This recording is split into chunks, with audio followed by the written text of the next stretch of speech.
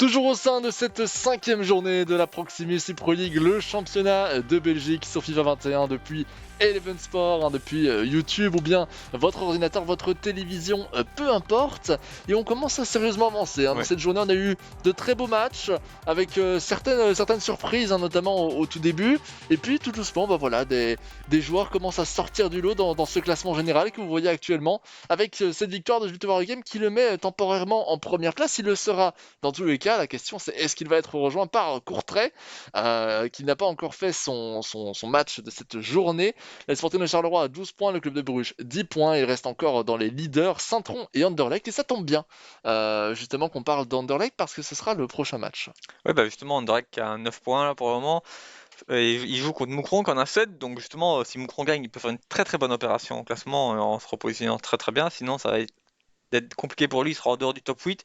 Et Anderlecht, bah justement, voilà, après sa défaite avec le match de retard qu'il avait contre Eupen, il a envie d'être remobilisé et d'aller chercher les points. Bien sûr. Et contre un adversaire qu'il connaît très très bien, Rego, donc qui sont tous les deux sur la scène compétitive depuis de nombreuses années. Donc Et ça va oui. être un match très compliqué, un match avec pas mal de niveaux, beaucoup d'enjeux. Donc c'est un match comme beaucoup qu'on a hâte de voir. Un match vraiment d'expérience, deux grands ténors de cette scène. Alors j'allais dire francophone, encore une fois, il n'y a pas de manque de lien entre la scène francophone et néerlandophone, c'est juste qu'évidemment, comme on vous le dit souvent, on a tendance à plus souvent commenter en dehors de ce championnat de Belgique des joueurs Ouais. francophones qui font beaucoup plus les tournois aussi francophones en Wallonie, et ce sont deux joueurs qui sont souvent là. Évidemment, Zakaria Bendato, il est partout, grâce à ses Ouais. grandes facultés Ouais. au niveau des langues, il parle français, anglais, néerlandais, il parle peut-être même d'autres langues que je ne connais pas. En tout cas, ce sont vraiment deux joueurs de grande expérience qui tout au long des années, car oui, on peut parler d'années, ont montré vraiment un très très bon niveau de jeu. Et puis Rego, une grande forme avec son précédent match où il a fait une très très belle victoire. Il est en train tout doucement de remonter aussi à l'image d'Abdoulaye, ce qu'on avait pu présenter durant le match précédent. Ouais, c'est vrai que bah voilà, avec sa victoire contre Saint-Tron, c'était quand même voilà, un résultat assez marquant. Très marquant. Même pas beaucoup de monde l'attendait là, par exemple, typiquement. Donc il a réussi à prendre les 3 points. Il se positionne bien au classement quand même. Et est-ce qu'il va continuer sur cette lancée avec ce match contre Anderlecht? On va le voir très rapidement. Avec cette belle victoire, 2 buts à 1 face à Saint-Tron, qui, aux yeux de pas mal de monde, est un peu le favori, je trouve, de cette compétition. Lorsqu'on regarde un peu, justement, les spectateurs, les quelques avis que j'ai l'occasion de voir sur les réseaux sociaux ou même à recevoir en message, on a l'impression que Zeror est un des, si pas le grand favori après sa performance au championnat amateur, notamment peut-être sa régularité également. Et bien Rego vient de le faire tomber pour sa première défaite justement de ce championnat. Je ne sais pas si toi d'ailleurs, on n'en a pas beaucoup parlé, mais un favori comme ça, vraiment pour le top 1, non pas pour le top 8, mais vraiment pour le top 1, au vu des 5 Bah, premières c'est vrai journées. qu'avant les 5 premières journées, j'aurais peut-être dit Miran. Après, il revient bien. Mais sinon, à l'heure actuelle, je dirais peut-être Geoffrey. Je ferai mes coups effectivement pour être bien parti. Moi je table, je reste sur Zeror, je vais rajouter à cela Rego qui fait une très très belle remontée. Et je pense que sur le long terme, ce sera Zeror, Rego, Abdoulaye. Ces trois joueurs-là devraient selon moi figurer au moins dans le top 5. On verra évidemment de quoi l'avenir est fait. Lancement de ce match entre Moucron et Anderlecht, avec une très belle confrontation, on l'espère, et beaucoup de buts, ce serait bien aussi. Allez Mohamed, pour Onana, Mohamed de nouveau. On va évidemment passer par le round d'observation, le fidèle round d'observation, bien que ces deux joueurs se soient joués très très souvent. Ce n'est peut-être pas le cas en mode 90 et ça a également son influence. C'est vrai que c'est un mode un petit peu particulier. Et les joueurs, enfin, si, ils s'entraînent dessus, mais c'est pas forcément le mode sur lequel ils jouent le plus. Et donc, effectivement, on peut avoir quelques petites différences. C'est ça, il y a surtout un entraînement. Il n'y a pas de mode de jeu en ligne dans lequel l'ensemble des joueurs auraient un vrai réel intérêt à jouer en mode 90. Non. Donc ils sont obligés de s'entraîner à part entière pour cette compétition. Mais de base, ils vont jouer avec d'autres modes de jeu comme Ultimate Team ou le mode classique pour ne citer que Noéré. Noéré qui vient aller chercher Mohamed pour Van Durmen. Bakic, Postolacci. Et on va changer d'aile évidemment maintenant sur cette aile droite. Comment est-ce que vont réagir ces deux formations? Je pense que, mais vu qu'on a un jeu très très bas du côté de Moucron, on a tendance à jouer bas, et du côté de Zakaria, on aime bien garder le ballon à 30 mètres. Ça va être un match de possession. Ouais, même si là, on voit quand même Moucron qui est assez haut sur le terrain.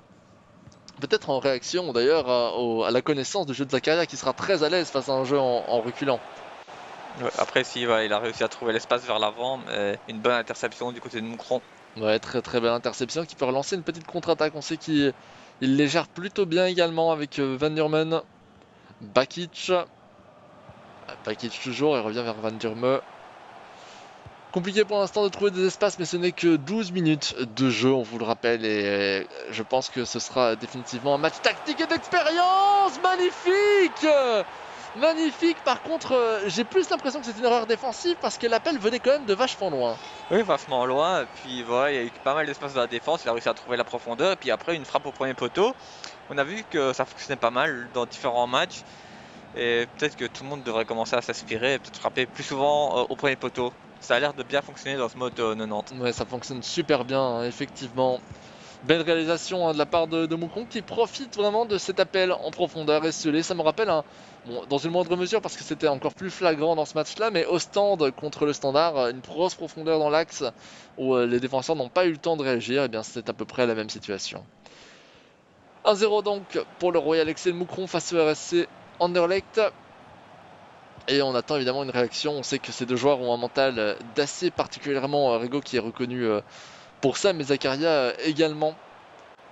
Donc ça va être important de voir leurs différentes réactions par rapport au déroulement du match. Kana, Mondou, Kana de nouveau, Nmesha, Sambi pardon, et un monsieur qui va conserver ce ballon sur l'aile gauche pour revenir en arrière vers Lawrence et Sambi Lokonga encore une fois. Fait bien tourner le ballon, on construit bien, mais l'idée est de pouvoir trouver l'espace dans la défense de Mocron qui bouge bien, qui réussit à justement bien anticiper les possibilités et empêcher la construction adverse, en tout cas dans le rectangle. Hop, qu'ici on voit même Anderlecht qui doit reculer pour continuer à faire construire. Qu'il n'y a vraiment pas de solution. Et on l'a vu reculer jusqu'au milieu de terrain. Bon, après, ici il réavance un petit peu, mais de manière générale, il n'est pas juste devant le rectangle.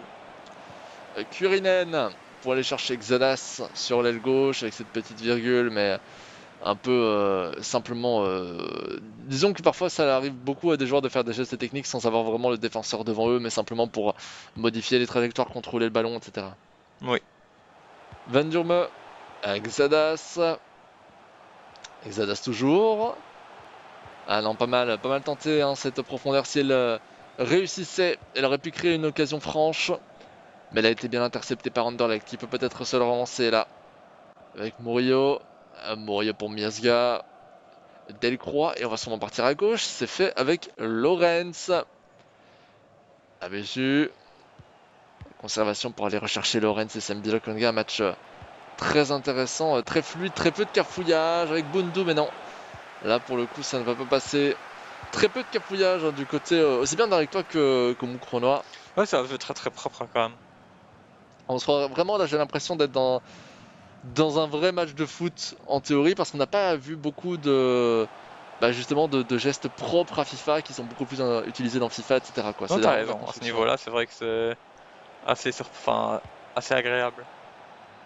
Mondo qui va rechercher Sambi Lokonga avec Kana et de nouveau Sambi Lokonga encore une fois qui peut lancer peut-être une profondeur. Non, on préfère aller chercher une mécha tranquillement avec Aitel Hadj. Kana, non, Nana sera sur cette trajectoire face à Sambi Lokonga. Il perdra néanmoins ce ballon, relançant la possession de l'Ectoise qui devrait être à 70% honnêtement. À mon avis, on n'est pas très très loin quand même de 70% comme tu le dis. Peut-être même plus. Peut-être qu'on aura la statistique. J'espère parce que parfois le jeu automatiquement nous donne une statistique lorsqu'elle le trouve pertinente. Allez, Bakic. Bakic pour Dacosta. Onana. Bakic encore. Là, c'est Moucron qui a finalement la possession. Change évidemment beaucoup la répartition entre les différentes statistiques. Attention, Neuer toujours. Pas mal. Et ce tacle, plutôt ce dégagement, disons, du point de la part de Han. Relançant ainsi une nouvelle fois Anderlecht. Il a changé de gardien d'ailleurs, non? J'ai pas Non, je crois. souvenir. Ça a toujours été ceux-là. Je ne m'en souvenais plus. En tout cas, je ne l'ai pas cité auparavant, le gardien Anderlechtois. En tout cas, de son nom. Kana. Sambi Lokonga.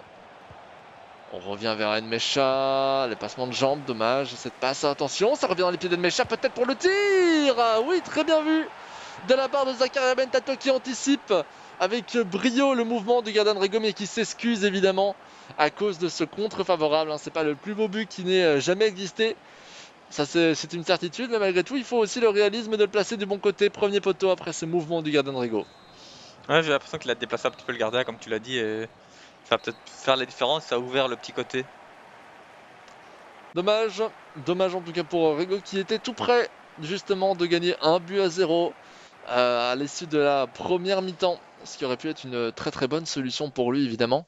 Rappelons que du côté de Zachary Bentato, eh bien, on a 3 victoires, une défaite, hein, si je ne me trompe pas, face à Eupen la semaine dernière, donc ça va être aussi un bon moyen de reprendre du poil en cas de victoire ou même de nul entre deux joueurs qui pourraient peut-être se dire qu'un nul ce n'est pas un si mauvais résultat.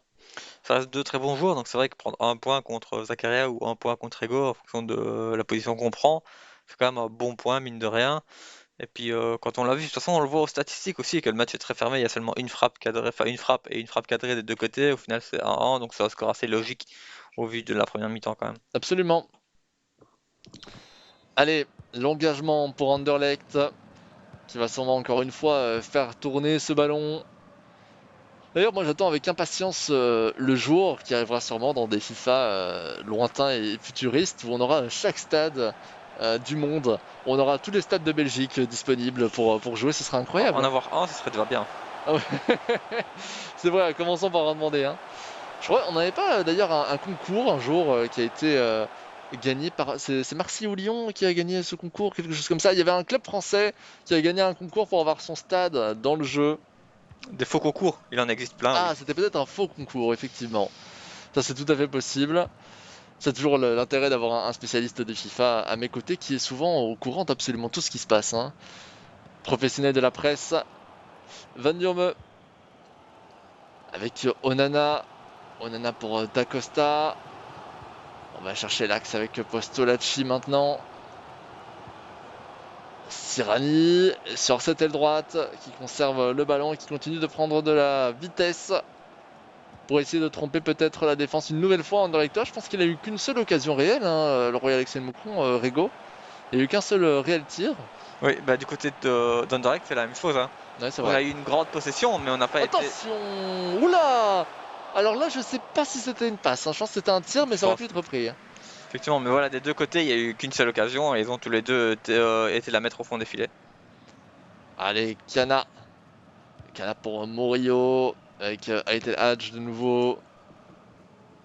Kana et Morio encore ont fait tourner un triangle. Vraiment un match qui ne s'analyse pas spécialement sur l'action même, mais beaucoup plus sur les tactiques qui sont données sur les qualités défensives. Parce qu'il faut aussi souligner que la raison pour laquelle on est sur un match très fermé, c'est parce que les défenses restent solides et empêchent justement les créations offensives.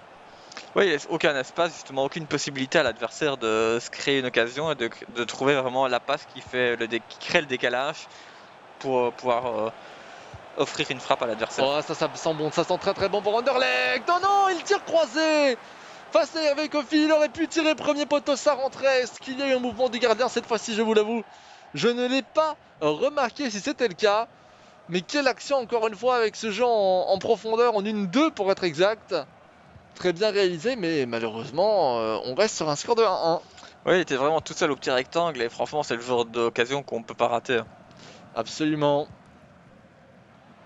Bondo qui va chercher Aitel Hadj de nouveau vers Kana. Kana pour Enmecha. Enmecha pour Aitel Hadj de nouveau. La petite virgule. On en voit très très peu de gestes techniques dans cette confrontation. Il faut quand même le souligner aussi par rapport à certains matchs voilà, où certains joueurs en utilisent énormément à tout bout de champ pour être exact. Non, c'est vraiment ça. Après, voilà, ici, t'as Moucron qui remonte un tout petit peu le terrain. Voilà, il essaye de trouver de l'espace, mais voilà, la construction est assez lente, donc Anderlecht est quand même très bien en place. Pas forcément d'espace pour eux, voilà, hein. Même s'ils trouvent une petite profondeur ici, mais ça va être un dégagement pour le gardien de but. Absolument. Avec Anne qui va pouvoir dégager tranquillement vers Delcroix. Miasga et Sambi Lokonga faisant ainsi tourner ce ballon, mais le pressing m'a l'air relativement haut, hein, à l'image du début du match, où Moucron commence à monter sérieusement, visant peut-être la victoire dans ce match. Bah, il a vu que c'était possible, il a réussi à trouver la faille déjà une fois, donc pourquoi pas une deuxième fois. Et oui, tout à fait, pourquoi pas. Nuno da Costa avec Van Durme, Xadas, retour en arrière vers Onana et Van Durme encore. Vers da Costa maintenant, pas beaucoup d'intensité hein, dans ce jeu proposé là par Moucron qui reste sur sa ligne, mais peut-être maintenant avec cette prise de vitesse de Nano da Costa qui tente de passer le défenseur en avec toi mais qui ne parvient pas vraiment. On est un peu bloqué des deux côtés, hein, c'est compliqué. C'est vraiment deux joueurs, comme on l'a dit, qui se connaissent très bien, donc ils se neutralisent pas mal. C'est pour ça qu'on a très très peu d'occasions.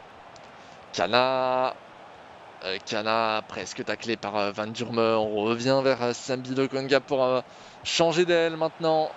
Attention, c'est pas mal. Oh, c'est pas mal encore une fois en 1-2 de la même manière. Identiquement de la même manière que l'action précédente, il parvient à créer le danger dans la défense de Rego, d'Anthony Rocchetti, le joueur du Royal Exen Moucron, avec identiquement évidemment la même célébration très bien réalisée de la part d'Anderlecht. Ah voilà, un petit 1-2 comme ça, il trouve le décalage, puis après, il est face au gardien, et cette fois-ci, il se fait pas frier, il rate pas, il fait le 2. Ouais, très bien vu, très très bien réalisé. Moi, ce que j'ai toujours aussi trouvé très intéressant, c'est qu'en mode Nantes, on voit en fait certains joueurs qui sont toujours titulaires dans les équipes types ne sont au final pas là. Des grands noms, aussi bien du côté d'Anderlecht que du côté de Moucron. Ouais, c'est vrai qu'on voit quelques compositions et quelques sélections des fois un petit peu surprenantes par rapport aux grands noms comme qu'on pourrait voir habituellement, mais c'est ça aussi qui fait la particularité et la beauté de ce mode. Oui, c'est qu'on voit parfois des joueurs qu'on n'a pas l'habitude spécialement de voir en vrai, ou même en mode classique, hein. Oui. Évidemment, le mode classique prend également en compte les statistiques. On vérifie le changement de formation qui a l'air d'être un 4-4-2 des deux côtés. Et qui n'a pas, je pense, changé aussi bien du côté de Moucron que d'Anderlecht. 79e minute de jeu. Encore 10 minutes pour simplement, on l'appelle comme ça maintenant l'instant Rego, hein, vu qu'il a sur 3 matchs consécutifs marqué au moins une fois dans les 10 dernières minutes. Va-t-il encore nous montrer ses fameuses prouesses? Après, je pense que Zach est au courant et qu'il va être Oui, vigilant. oui, ça c'est une certitude. On va mettre pour John. Il conserve bien pour aller chercher Nyerere. Bakic. Bakic pour Tabekou. Attention à Tabekou, qui techniquement joue plutôt bien, mais on se laisse pas avoir du côté d'Imperator avec cette jolie interception de Kana. On a attendu justement le danger qui allait être mis à un moment ou à un autre par Moucron, et on l'a anticipé ensuite. Bien réalisé. On reste sur l'aile gauche avec Moucron. Le ballon, dommage, si seulement il avait pu se retourner. Attention à cette balle qui revient sur la tête de Nyerere, mais sans succès. Attention à cette balle de 3-1. Peut-être pour Anderlecht qui peut se relancer sur cette aile droite. On a bougé le gardien. Oh, quel arrêt de Kurinen! Kurinen qui vient sauver son équipe, peut-être pour encore lui laisser une chance d'aller marquer un but. Alors qu'on avait tenté quelque chose d'incroyable là du côté de Rigaud. Ouais, il a voulu anticiper le centre. Zach l'a vu, il a tiré, mais il a tiré peut-être un petit peu avec une fraction de seconde de retard, je pense. Oui, c'est cela. Ça permet aux défenseurs de se replacer sur la trajectoire du ballon et donc laissant encore une chance, peut-être, pour revenir dans ce match. Mais de l'autre côté, c'est toujours aussi dangereux avec To. Toujours la croqueta qui prend de l'espace, peut-être pour le tir de Bundu. Attention, les passements de jambes. Oh, magnifique. Splendide.